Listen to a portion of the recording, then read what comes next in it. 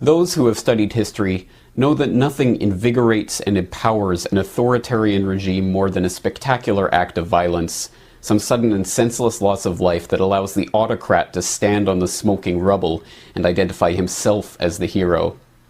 It's at moments like this that the public, still in shock from the horror of the tragedy that has just unfolded before them, can be led into the most ruthless despotism that now bears the mantle of security.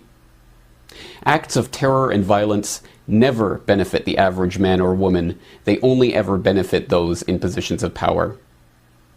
This is why Nero fiddled while Rome burned. It gave him a chance to throw out the Christians to the lions and rebuild the capital of the Roman Empire in his own image. This is why Hearst and the warmongers of the emerging American Empire were delighted by the destruction of the USS Maine in Havana Harbor in 1898.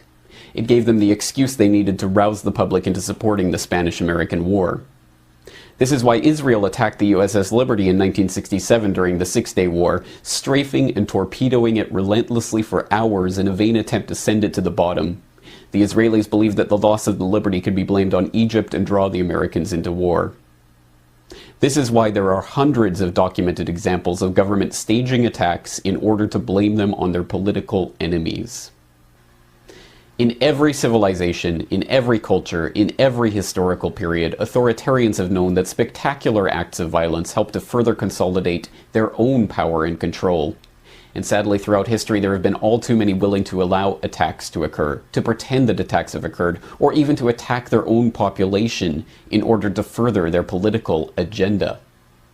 To think that such staged provocations and false flag attacks no longer occur would be as unrealistic as believing that human nature itself has changed, that powerful people no longer seek to increase their power, that influence is never used for deceit or manipulation, that lies are no longer told to satisfy greed or slake the thirst for control. It is to believe that our society is immune from those things that we have seen in every other society, in every other era. In short, it's a dangerous delusion. The people are once again learning the power of this delusion. They are learning the extent to which they have been lied to. They are once again studying their history. The Russians are learning how the FSB was caught planting bombs in Moscow in 1999 during a terror scare that swept Putin into power and stirred the public into supporting the Second Chechen War. They are learning how their autocratic ex-president came to power campaigning on the graves of those his old FSB cronies had killed. The Israelis are learning how Mossad has been caught time and again posing as the very Muslim terrorists they claim to be opposing.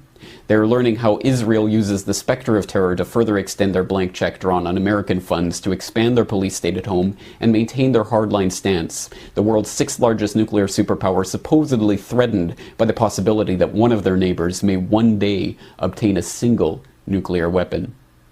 The British are learning how their SAS officers were caught dressing up as Arabs in Iraq, driving around with trucks full of munitions, shooting at police to stir up ethnic tensions, and ensure that permanent bases could be built in the region.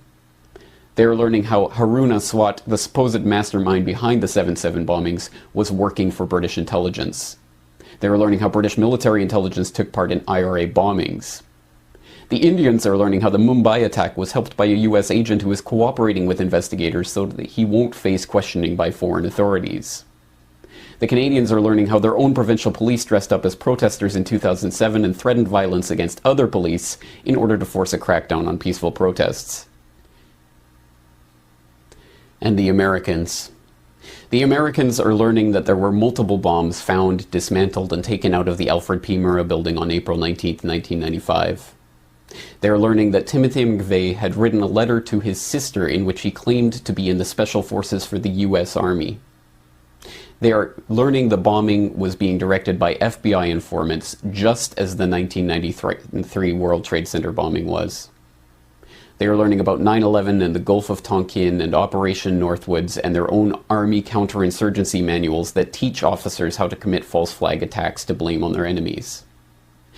In short, the people are learning the truth. And now we see the same build-up to a false flag event taking place that we saw in 1995.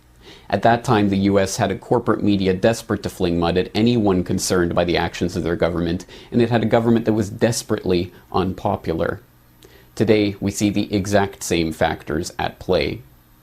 If anything, the situation today is worse than it was in the run-up to the Oklahoma City bombing, with media consolidation meaning that groups of concerned citizens like the Oath Keepers are being attacked by the controlled minions on both the left and the right. And now it is not just the militia that is being demonized by the establishment. It is veterans and gun owners, third-party supporters and libertarians, anti-war protesters and human rights campaigners, people who are upset with a government giving trillions to the banks that have engineered our current financial crisis. In short, everyone is now a potential terrorist according to the governmental and media agencies that deign to limit our range of acceptable opinion and control dissent. Even the word terrorist means something more than it did back in 1995. Now, after the false flag attack of 2001 allowed the passage of the Patriot Act, after the boogeyman of Al-Qaeda gave the NSA the opportunity to announce that they were collecting everyone's emails and everyone's telephone calls, after the former White House press secretary came out and admitted that the Bush administration had made up terror threats in order to scare the people into supporting the government, now we know what the real definition of terrorism is. It is governments scaring their own populations into line. But there is something else that's different now from what it was in 1995. The people are learning something else about terrorism. They are not terrorists for speaking out against their government. They are not terrorists for wanting the government to stop selling their children into servitude to pay bankers their bonuses. They are not terrorists for pointing out that the FBI and the CIA and Mossad and MI6 are behind every major international terrorist event. The people are not terrorists because they do not want to see more death. They do not want more destruction. The spilling of the blood of their fellow citizens is not in their interests. Death and destruction only ever serve the governmental and financial and industrial interests who always grow in power and wealth in the wake of every tragedy. Time and again, the people pay with their lives, and the governments and the banks and the war machine only grows and prospers.